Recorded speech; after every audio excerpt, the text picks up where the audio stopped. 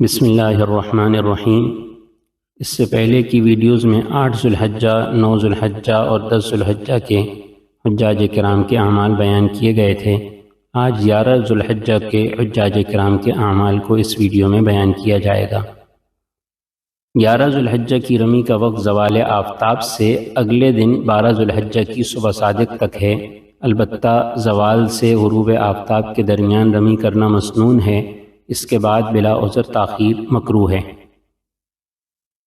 11 ذوالحجہ کی رمی زوال آفتاب سے پہلے کرنا جائز نہیں ہے۔ اگر زوال سے پہلے رمی کر لی تو وہ رمی شمار نہیں ہوگی، زوال کے بعد رمی دوبارہ کرنی ہوگی۔ 11 ذوالحجہ کو تینوں جمرات کی رمی کی جائے گی، ہر جمرے کو 7 کنکر ڈالے جائیں۔ 11 ذوالحجہ کو پہلے اور دوسرے یعنی چھوٹے اور درمیانے جمرے کو کنکر مارنے کے بعد قبلہ رخ کھڑے ہو کر دعا مانگنا سنت ہے۔ بڑے جمرے کی رمی کے بعد دعا نہیں کی جائے گی۔ تینوں جمرات کی رمی کے بعد اپنے خیموں میں آ جائیں۔ 12 ذوالحجہ کے اعمال انشاءاللہ اس سے اگلی ویڈیو میں، اور طواف وداع کا بھی حکم اگلی ویڈیو میں انشاءاللہ بتایا جائے گا۔